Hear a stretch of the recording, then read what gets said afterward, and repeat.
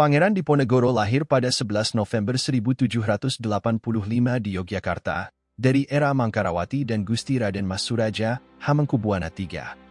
Namanya semula Bendoro Raden Mas Mustahar, kemudian diubah menjadi Bendoro Raden Mas Antawirya, dan nama Islamnya adalah Abdul Hamid.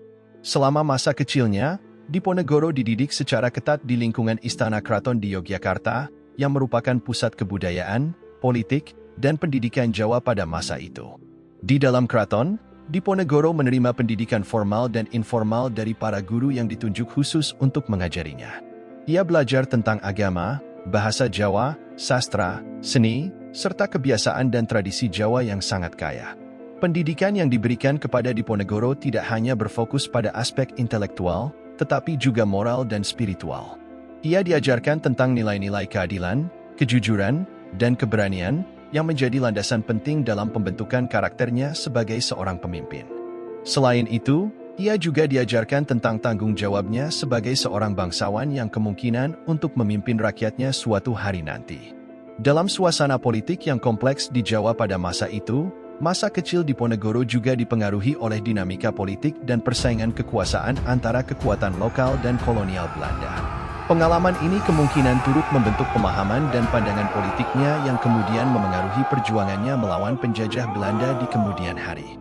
Dengan demikian, masa kecil Pangeran Diponegoro merupakan periode penting dalam pembentukan kepribadiannya sebagai seorang pemimpin dan pejuang, serta menjadi landasan bagi perjuangannya melawan penjajah Belanda di masa depan. Diponegoro menolak untuk menjadi raja karena ibunya bukan istri permaisuri, sehingga merasa tidak pantas menduduki jabatan tersebut. Dia cerdas, banyak membaca, ahli dalam hukum Islam Jawa, dan lebih tertarik pada masalah keagamaan, dan dekat dengan rakyat. Dia memiliki minat pada kuda. Pangeran Diponegoro memiliki kuda yang setia menemani perjuangannya. Kuda tersebut bernama Kiai Gentayu yang memiliki warna hitam, dengan bagian ujung keempat kakinya berwarna putih.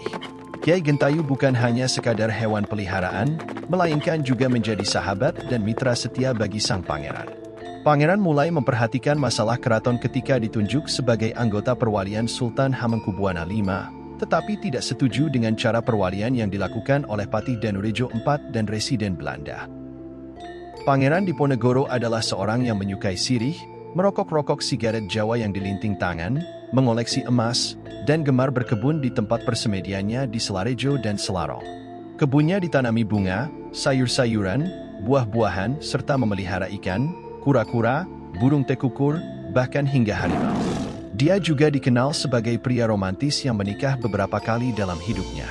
Pernikahan pertamanya dengan Raden Ayu Retno Madubrongto, dan dari pernikahan itu, ia memiliki seorang anak laki-laki bernama Putra Diponegoro II. Dia juga menikah dengan Raden Ajeng Supadmi, Raden Ayu Retnadewati, Raden Ayu Citrawati, Raden Ayu Maduretno, Raden Ayu Retnoningrum, dan Era Retnakumala. Dari berbagai pernikahan itu, Diponegoro memiliki 12 putra dan 5 putri. Selain itu, ia dikenal sebagai seseorang yang suka melucu dan bercanda, namun juga bisa sangat benci terhadap komandan tentaranya yang dianggap pengecut. Perang Diponegoro atau Perang Jawa diawali dari keputusan dan tindakan Hindia Belanda yang memasang patok-patok di atas lahan milik Diponegoro di Desa Tegalrejo.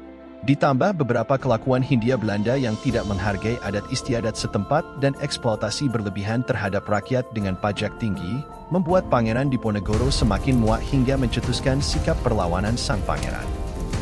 Di beberapa literatur yang ditulis oleh Hindia Belanda, menurut mantan Menteri Pendidikan dan Kebudayaan Profesor Wardiman Jojonegoro, terdapat pembelokan sejarah penyebab perlawanan Pangeran Diponegoro karena sakit hati terhadap pemerintahan Hindia Belanda dan keraton yang menolaknya menjadi raja.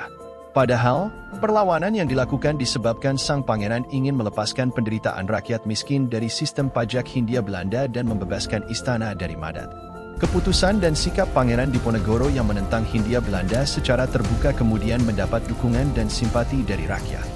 Atas saran dari sang paman, yakni GPH Mangkubumi, Pangeran Diponegoro menyingkir dari Tegalrejo dan membuat markas di Gua Selarong. Saat itu, Diponegoro menyatakan bahwa perlawanannya adalah perang sabil, perlawanan menghadapi kaum kafir. Semangat perang sabil yang dikobarkan Diponegoro membawa pengaruh luas hingga ke wilayah Pacitan dan Kedung. Sebelum dimulainya perang, Pangeran Diponegoro mendapatkan dukungan dari Sunan Pakubuwana VI atau RM Saparan, dan dibantu oleh Tumenggung Prawira Digdaya atau RM Panji Yuda Prawira, Bupati Gagatan saat itu. Tanggal 23 Mei 1823, Pangeran Diponegoro menggalang kekuatan dengan para alim ulama dan tokoh-tokoh yang berpengaruh di wilayah Mataram. Orang pertama yang dikunjungi adalah Kiai Abdani dan Kiai Anom di Bayat, Klaten. Selanjutnya bersama Pangeran Mangkubumi menemui Kiai Maja, Kiai Kepercayaan Pakubuwana IV. Kemudian dengan diantar Kiai Maja, Pangeran Diponegoro menemui Tumenggung Prawira Digdaya di Gagatan. Tumenggung Gagatan adalah kepercayaan Susuhunan Pakubuwono VI. Pada tahun 1824, atas saran Kiai Maja dan Tumenggung Prawira Digdaya, Pangeran Diponegoro menemui Susuhunan Pakubuwana VI. Ternyata Raja Surakarta ini sangat mendukung perjuangan pamannya. Ia tidak hanya memberi dukungan dalam bentuk dana perang, tapi juga pasukan-pasukan keraton dan para senopati terpilih disediakan. Dukungan tersebut dideklarasikan dalam Sumpah Hatirata, pada Rabu Wage 17 Pasa 1239H atau 1752J atau 5 Mei 1825,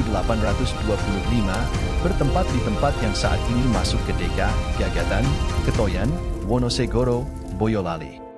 Ketiganya adalah tokoh penting, Tritunggal, di balik siasat perang Diponegoro. Tempat dilakukannya Sumpah Atirata ini saat ini dinamakan Pesanggrahan Dinrah. Isi Sumpah Atirata adalah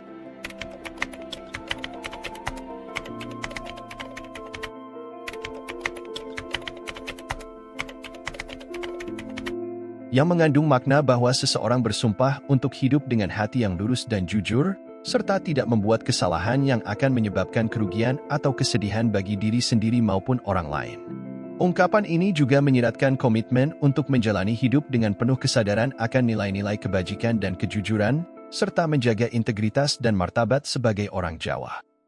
Pasukan Pangeran Diponegoro dibagi menjadi beberapa batalion dengan nama-nama seperti Turkia dan Arkia, dilengkapi dengan senjata api dan peluru yang dibuat di hutan. Menerapkan strategi perang gerilya, mereka sering berpindah-pindah markas, seperti dari Selarong ke Daksa. Diponegoro dinobatkan sebagai kepala negara dengan gelar Sultan Abdul Hamid Herucakra Amirul Mukminin Sayyidin Panatagama Khalifatullah Tanah Jawa. Pusat negara berada di Plered dengan pertahanan yang kuat yang dikelola oleh Kerta Pengalasan. Serangan pasukan Belanda pada 9 Juni 1826 gagal, tapi pertahanan di Plered tetap kuat. Diponegoro mengganti posisi Kerta Pengalasan dengan Ali Basya Prawiradirja dan Prawirakusuma setelah serangan tersebut. Perang terus berlanjut dengan pertempuran di Daksa, Gawok, dan Pengasih. Pasukan Diponegoro memanfaatkan dukungan dan simpati rakyat serta kondisi alam sebagai keuntungan dengan mengandalkan semangat perang sabilillah. Mereka menggunakan strategi dengan memanfaatkan musim hujan dan menghadapi ancaman penyakit seperti malaria. Meskipun Belanda mencoba memanfaatkan situasi dengan mata-mata dan provokasi, pejuang Jawa tetap gigih melawan penjajah tersebut. Perang Diponegoro merupakan konflik terbuka antara pasukan Hindia Belanda dan Pangeran Diponegoro, melibatkan berbagai jenis pasukan seperti infanteri, kavaleri, dan artileri.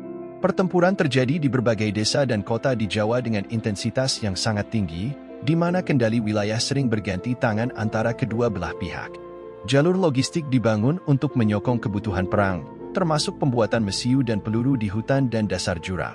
Informasi strategis seperti kekuatan musuh, kondisi medan, dan cuaca menjadi sangat penting untuk menyusun strategi perang. Puncak pertempuran terjadi pada tahun 1827, di mana Belanda mengerahkan lebih dari 23.000 serdadu, menggunakan berbagai metode perang modern termasuk perang terbuka dan gerilya. Hindia Belanda juga menggunakan taktik cywar, spionase, dan bahkan menawarkan hadiah besar untuk menangkap Diponegoro. Gubernur Jenderal de Kock menggunakan strategi perbentengan, benteng stelsel, untuk membatasi gerak Diponegoro, membangun benteng-benteng dengan kawat berduri untuk mempersempit ruang gerak musuh. Meskipun perlawanan Diponegoro melemah setelah beberapa pemimpin kunci ditangkap, konflik ini tetap berlangsung dengan sengit hingga akhirnya berakhir pada tahun 1830.